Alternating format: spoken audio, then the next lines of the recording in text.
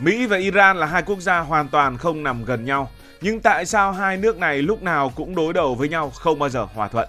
Liệu Mỹ có dám tấn công Iran hay không, đặc biệt trong bối cảnh Trung Đông đang nóng lên như một chảo dầu? Hãy nói về địa lý vì nó là nền tảng để hiểu tại sao Mỹ và Iran đối đầu với nhau. Hai nước này ở khoảng cách khá xa nhau, nằm ở hai bên đối diện của địa cầu. Thực tế thì cũng không có đường bay thẳng giữa Mỹ và Iran do quan hệ ngoại giao căng thẳng giữa đôi nước. Nếu bay quá cảnh, ví dụ như là qua Thổ Nhĩ Kỳ, Qatar, UAE hoặc châu Âu, tổng thời gian bay thường là 18 cho đến 24 tiếng, tùy hãng bay và nơi nối chuyến. Có nghĩa là hai nước này cách xa nhau đến gần một ngày di chuyển. Nhưng dù xa về mặt địa lý, Mỹ lại hiện diện rất gần với Iran. Họ có căn cứ quân sự ở Qatar, ở Bahrain, ở Kuwait, UAE và Iraq, cách Iran chỉ khoảng từ 200 cho đến 1.000 km. Và Iran cũng có tầm bắn tên lửa đến những căn cứ này của Mỹ. Nên gọi Mỹ và Iran gọi là xa về mặt địa lý nhưng lại gần, bởi vì họ có những sự gần gũi với nhau, sự hiện diện ngay bên cạnh nhau qua một trung gian nào đó. Với Mỹ, Iran rất quan trọng bởi vì Iran không phải là một quốc gia bình thường. Iran là một ông lớn về địa chính trị ở khu vực Trung Đông. Đất nước Iran là đất nước nằm giữa Iraq, Afghanistan, Pakistan và các quốc gia vùng vịnh như là Ả Rập Xê Út hay là UAE. Vị trí này đã ban cho Iran một lợi thế chiến lược mà bất kỳ cường quốc nào cũng thèm muốn. Và nói đến những cường quốc, những siêu cường trên thế giới, chắc chắn trong đó có Mỹ.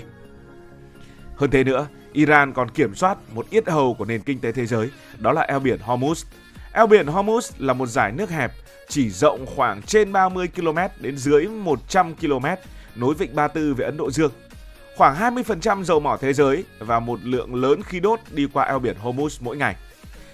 Nếu eo biển này chẳng may bị chặn, thì chắc chắn dầu sẽ bị tắc, giá dầu sẽ tăng vọt và những nền kinh tế phụ thuộc vào dầu rất nặng như là Mỹ, châu Âu hay Trung Quốc sẽ lao đao. Iran với lực lượng hải quân và tên lửa ven biển có khả năng khóa eo biển Hormuz trong vài giờ nếu như họ mong muốn. Điều này làm cho Mỹ cực kỳ lo lắng vì họ không muốn Iran nắm con át chủ bài này. Như vậy chúng ta đã thấy, Iran có một vị trí rất đẹp và là nơi có thể khóa yết hầu của dầu mỏ thế giới, thế nên Mỹ cực kỳ quan tâm đến Iran. Mỹ với vai trò cảnh sát toàn cầu đã bố trí tàu sân bay, tàu chiến và các căn cứ quân sự xung quanh Iran để canh chừng eo biển Hormuz. Nhưng Iran cũng không phải dạng vừa đâu, họ thường xuyên tập trận, phóng tên lửa và cứ mỗi lần như vậy căng thẳng lại thêm một bậc leo thang. Chưa hết, Iran còn xây dựng một mạng lưới khổng lồ ở Trung Đông được gọi là trục kháng chiến, hỗ trợ các lực lượng Hồi giáo Shia. Đó là những nhóm nổi bật như là Hezbollah ở Liban, một lực lượng mạnh đến mức có thể đối đầu với quân đội Israel. Đó là lực lượng Houthi ở Yemen, lực lượng chuyên tấn công tàu hàng và cơ sở dầu mỏ của Ả Rập Xê Út. Và đó là các nhóm dân quân Shia ở Iraq và Syria thường xuyên gây rối với căn cứ quân sự của Mỹ. Những nhóm này giống như những cánh tay nối dài của Iran giúp họ mở rộng ảnh hưởng mà không cần trực tiếp ra mặt. Mỹ và đồng minh như là Israel, Ả Rập Xê Út thấy điều này như một mối đe dọa trực tiếp. Nói đơn giản, Iran muốn làm anh cả ở Trung Đông, còn Mỹ thì muốn khẳng định đây là lãnh địa của nước Mỹ. Như vậy chúng ta đã hiểu được từ vị trí địa lý cho đến việc tại sao Mỹ lại mong muốn kiểm soát Iran như vậy. Nhưng mong muốn của sát tại sao Mỹ không làm bạn với Iran hoặc xây dựng một chính quyền thân Mỹ ở Iran để hỗ trợ nước Mỹ mà bây giờ hai quốc gia lại phải đối đầu đến như thế. Hồi xưa thì Mỹ và Iran từng là những đồng minh thân cận, lúc bấy giờ thì cơm rất lành, canh rất ngọt, nhưng rồi cả hai đã dần xa nhau. Hãy bắt đầu từ năm 1953, thời điểm mà mọi thứ dần toang. Khi đó Thủ tướng Iran đó là Mohammad Mossadegh, một người được dân chúng yêu mến, muốn quốc hữu hóa ngành dầu mỏ.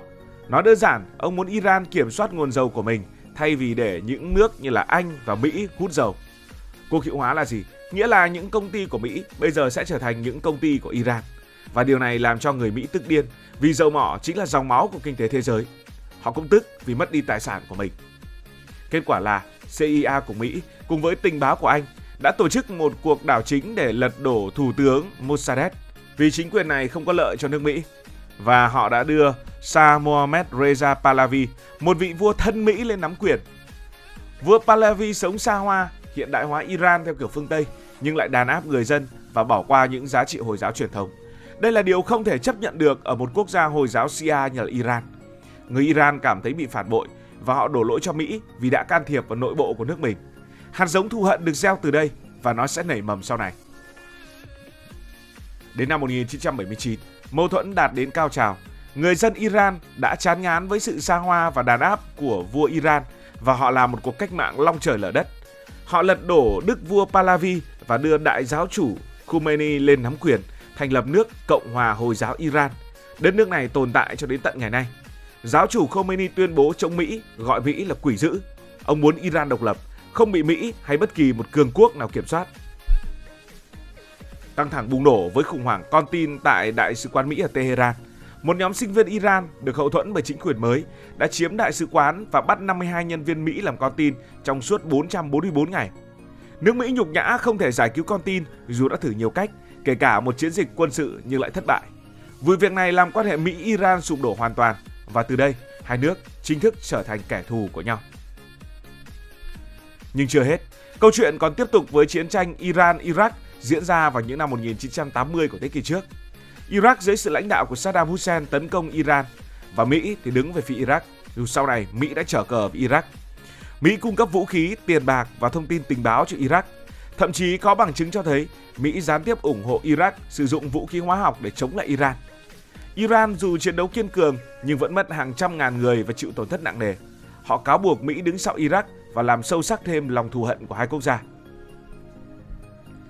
Đến thế kỷ 21, căng thẳng Mỹ-Iran không hề giảm mà còn leo thang vì các vấn đề mới với những cấp độ mới.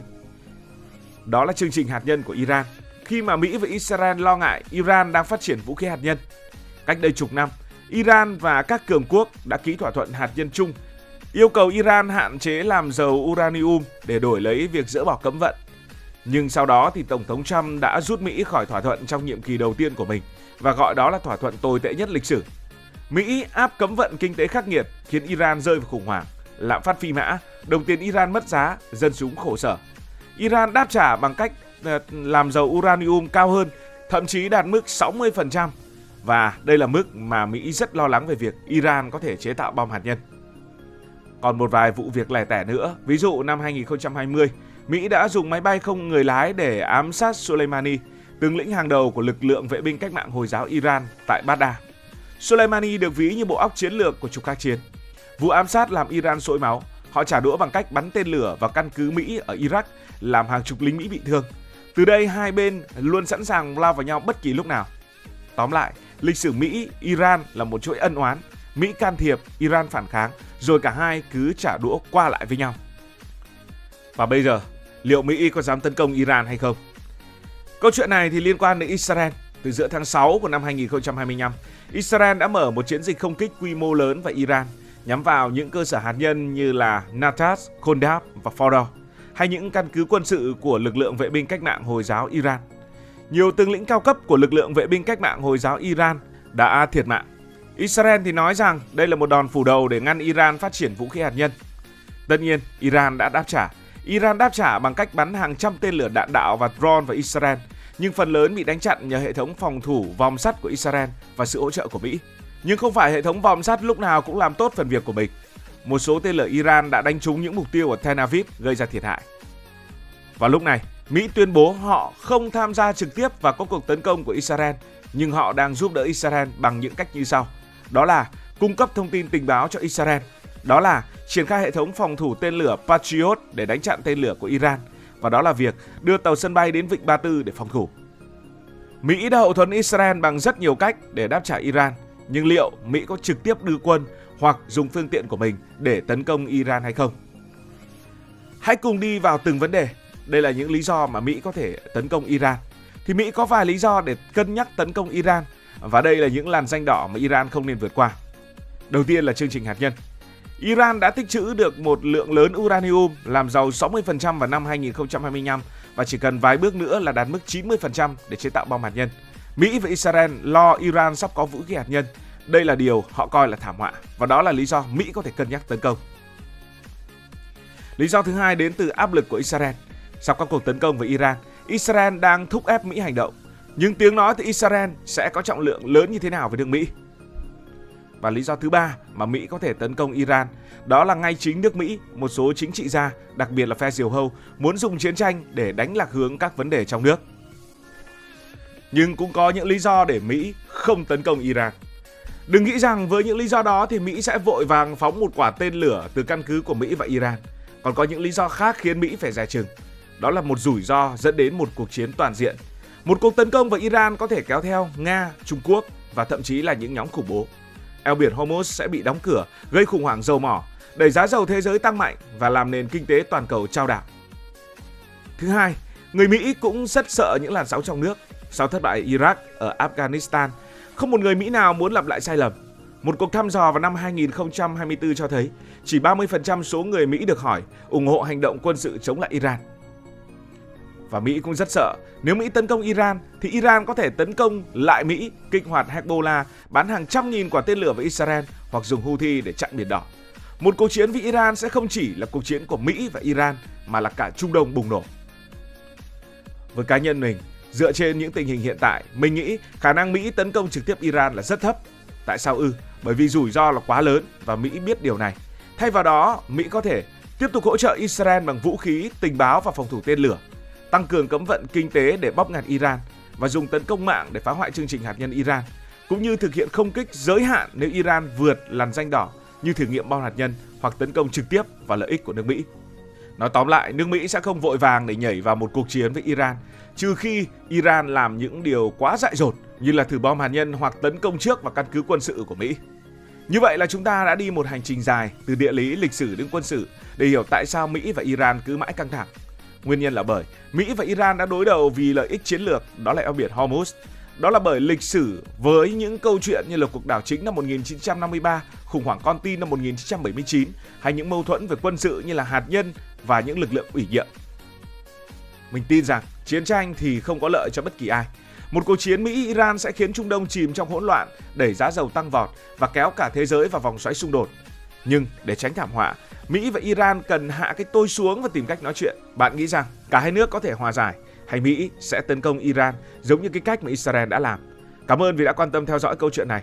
Nếu cảm thấy thú vị, bạn có thể nhấn nút đăng ký kênh, bật chuông thông báo và chia sẻ. Còn bây giờ thì xin được nói lời chào tạm biệt từ bình luận viên Hải Thanh Story.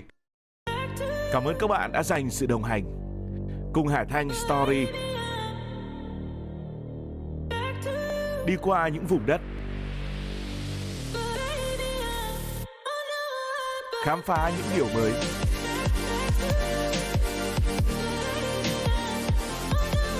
Đừng ngần ngại, hãy để lại những góp ý và xin được hẹn gặp lại.